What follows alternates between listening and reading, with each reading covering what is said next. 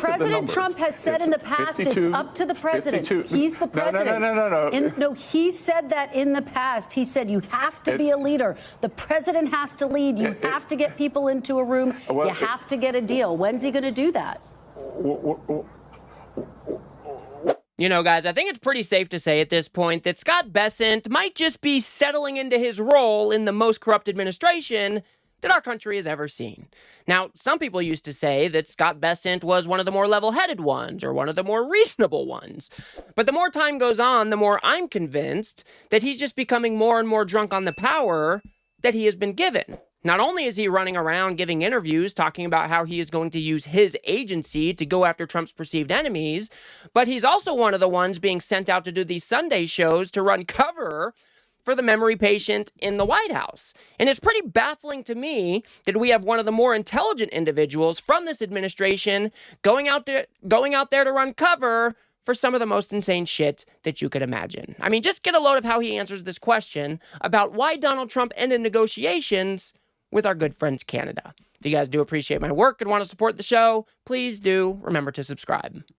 President Trump abruptly broke off trade talks with Canada and put another 10% tariff on Canada in response to an ad that the government of Ontario ran. It features former President Ronald Reagan.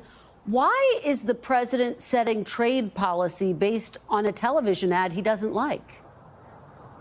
Well, Kristen, let's think about this. This is a kind of propaganda against U.S. citizens.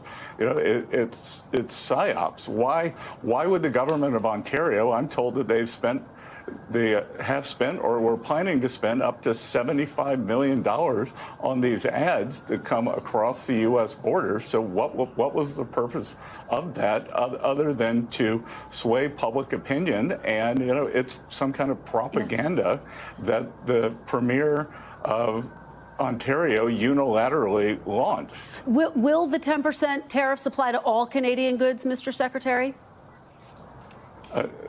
Kristen, I've been traveling since this unfortunate event happened. I know that the ad's been taken down. So, you know, we'll have to see. But I just think it was terrible judgment by this premier, you know, who has a bit of a reputation for being a hothead. I mean, this is just so embarrassing for Scotty Boy here. I mean, does he go home and look at himself in the mirror in the night and just feel absolute dread and shame because he's going out there on national television running cover for a petulant toddler who is throwing a fit in the sandbox? For those of you that don't know what we're talking about here, the province of Ontario, Canada, put out an ad that pointed out that Ronald Reagan wasn't that into tariffs. And Donald Trump got so upset that he ended trade negotiations with the entirety of Canada. And then he even went further than that by implementing even more tariffs because he couldn't stand the thought that Ronald Reagan doesn't like his tariffs. I mean, we are truly living in we are living through the stupidest shit imaginable. And then you've got Scotty Boy going out there and running cover because his boss is throwing a fucking fit in the White House because nobody likes his tariffs. He's then asked about the inflation that we are currently experiencing right here in the good old US of A. Let's see if he can do any better on that one. Mr. Secretary, coffee prices are up 19% from a year ago. Beef is up almost 15% and bacon up almost 6%, just to name a few. So when are all grocery prices going to come down as President Trump promised? Well, Kristen, you know, it's unfortunate. As much as I like you, you like to cherry pick. So, you know, when we came in, it was eggflation. You know, egg prices are down, gasoline prices are down. Overall, the inflation since President Trump has come in, has come down. We inherited this terrible affordability crisis from the Biden administration. The first thing we had to do was get it under control. And this month's inflation number was actually below the consensus number. If we look at core inflation, it was 0.2%, which was the lowest it's been in a long time. Rents are coming down. So, you know, Kristen, you don't get to cherry pick. Inflation is a composite number, and I am confident that in the coming months, inflation is going to come down. Just to be very clear, though, CPI has been higher in the past 3 months than it was in the first 5 months of the year. If President Trump's economic policies are working, why is inflation up? Why are those grocery prices that I just mentioned that he said were so critical, why are they up? Well, again, Kristen, you're cherry picking because inflation actually had a drop, the first drop in 4 years in March and April under President Trump. Who's the one that is really cherry-picking data right here, Scotty boy? You're going all the way back to March and April and talking about how the inflation dropped back then when it was Donald Trump, and you want to use those figures instead of the ones that we are experiencing right here today? Donald Trump was handed an economy that was an envy of the world. Biden and not Merrick Garland, where did that come from? The Fed chair, Jerome Powell, were able to get that soft landing down.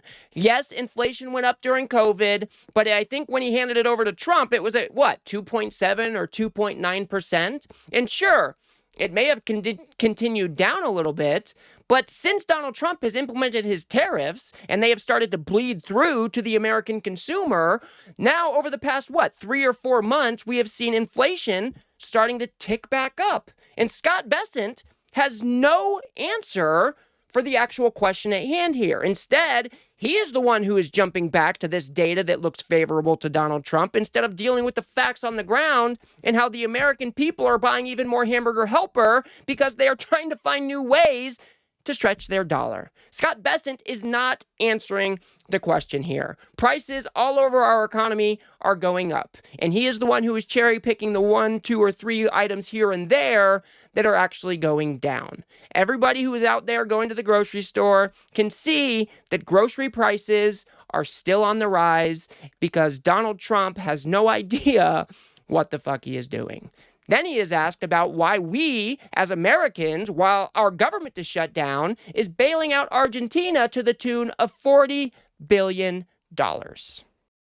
Americans are getting decimated with high cost of living and skyrocketing insurance costs. Many of them have zero savings, and some are maxing out credit cards to survive. Tell me how it's America first to bail out a foreign country with 20 or even 40 billion taxpayer dollars. How is this move America first, Mr. Secretary? Well, Kristen, it is America first because we are supporting a U.S. ally. Is that really going to be your plan of attack here, Scotty boy? Why aren't we using that rationale to help somebody like Ukraine, who has been invaded by a petty tyrant? Why aren't we giving them a full-throated endorsement, a full-throated backing of the United States military? Why isn't that happening? They're a stronger ally than somebody like Argentina. They're arguably a more important ally than somebody like Argentina. And you guys just have to imagine how stupid of the timeline that we are actually living in. Because Donald Trump came into office and he started trade wars all across the globe. China said, we're not going to put up with your shit, so we're not going to buy your soybeans. Instead, we're going to head over to Brazil. We're going to head over to Argentina. So now we are in the middle of a government shutdown. We have people who are not getting their SNAP benefits. We have people who are getting kicked off of their health care. And this administration is providing $40 billion of bailout to a country that is now the beneficiary of Donald Trump's stupidity. You really just cannot make this shit up. You really just cannot make this shit up. And Scott Bessent going out there and running defense for all of this insanity, it just blows my mind. This dude is drunk on the power that he has been given by Donald Trump. He is performing for an individual. He is performing for one simple guy right now. That guy is throwing a fit in the White House. He's fighting with allies all across the globe, and Scott Bessent is going out on national television to run cover for the memory patient in the White House. I mean, we are We are cooked, guys. I mean, this is some insane shit. He's then asked about how Donald Trump tore down the East Wing of the White House. Let's see his response to that. Why didn't the president tell the public he was going to tear down the entire East Wing, rather, which, as you know, is a part of the People's House? Well, again, I think this was a judgment call on the president. The president is a master builder. And, Kristen, I was for many years on the board of something called Classical American Homes, and I completely endorse what the president's doing here with the ballroom. And I don't know. I assume that maybe parts of the East Wing could have been asbestos, could have been mold, could have not fit with the design, but. Well, Kristen, I was on the board of this place called Classical Homes, and I agree with what Donald Trump is doing here. What the fuck was that, bro? It might have been mold. It might have been asbestos. It might have not fit in with the design. The question was pretty simple. Why didn't he run it by anybody? Why didn't he run it through the agencies that it's supposed to be run by? Why did he promise the American people that he wasn't going to touch the East Wing? And then all of a sudden we wake up one morning and the entire thing has been leveled. Oh, maybe it was because it was mold or asbestos. I mean, give me a fucking break. Now, obviously, I don't have much to say about the East Wing. I haven't dug into that story a whole lot, but let's go ahead and move on to this one, because this one really gives us a good idea of how they are thinking about this government shutdown. We're now in the second longest shutdown in U.S. history. When will President Trump meet with Democrats to try to bring this shutdown to a close and get federal workers their paychecks back again, Mr. Secretary? Well, Kristen, I'm going to have to reject the premise of your question. Why did President Trump have to meet with Democrats?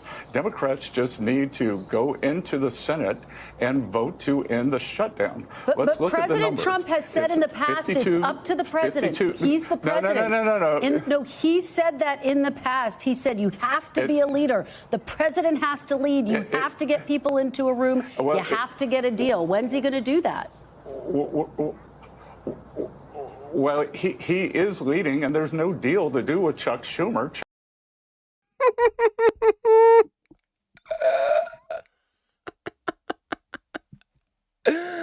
Oh man, these people are such fucking buffoons, guys. This really shows you how they are thinking about this government shutdown. Why you've got Donald Trump in the past saying that if there is a government shutdown, it is on the president. It is the president's responsibility to keep the government open. So why is it now that Republicans actually need a handful of Democratic votes, why isn't there any negotiating being done? Why isn't Donald Trump and other Republicans coming to the table to see if we can figure out something to do with these Affordable Care Act subsidies? Why isn't that the case? And what is Scott Bessent's answer? Oh, well, why do we need to work with the Democrats? The Democrats just need to march their ass over to the Senate or over to the House, and they just need to sign there on the dotted line to get this government back open. That's what they need to do. Is this really where we're at? You guys are requiring a handful of Democratic votes to get your funding bill across the finish line. That means it is your responsibility, your obligation to work with Democrats to get it done. You don't just get to tell them to sign on the dotted line. You don't just get to tell them what to do and then they do it. That is not how this government is supposed to work. I can't stand these people. I literally cannot stand these people. You guys got to remember that the last government shutdown, the longest government shutdown in the United States history, happened under Donald Trump. There wasn't any shutdowns under Joe Biden, because when the Democrats needed to work with Republicans to get their funding bills across the finish line, that is exactly what they did. That is not what the Republicans are doing here. Republicans think that they should be able to do whatever they want. They should be able to get whatever they want, that they don't even need to talk to the Democrats at all because they are in the minority. These motherfuckers do not know how to govern. And now you've got Scott Bessent going around, running cover for the memory patient in the White House, just completely blowing these interviews. He's stumbling. I don't know if I can do this shit anymore, man. Scott Bessent is such a disappointment. Like I said, guys, he's probably one of the more competent individuals in this administration. And I don't know, he just drunk on power. He's going around doing these interviews, talking about how he's going to use the Treasury to go after Trump's perceived enemies. He's going and running cover for the petulant toddler, Donald Trump, who is throwing a fit in the sandbox because somebody said tariffs aren't cool. I mean, this is Donald Trump's America, guys. They do not know how to govern. They can't even keep the government open. They're going around doing a whole bunch of illegal shit. And Scott Bessent just wants to come on here and run cover for the wannabe tyrant. So I will leave it there for now, guys. If you guys got anything out of this video, please do remember to smash that like button and subscribe. Share with a friend or two. I'd very much appreciate that. We've got to build something here on the left that pushes back against this MAGA media machine that just launders all of this terrible behavior for the Trump administration every single day. So if you do like what I do here, do remember to smash that subscribe button. And of course, if you guys want to go a step above and beyond that, you can actually help me produce these videos by becoming a member right here on YouTube for as little as $3 a month.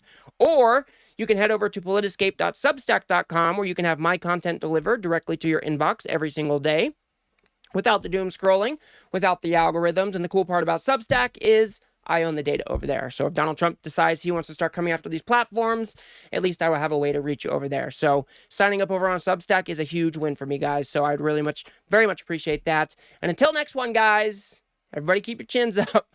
We're going to make it through together. No matter if we are living in the dumbest timeline imaginable, we're going to make it through. I'll see you on the next one.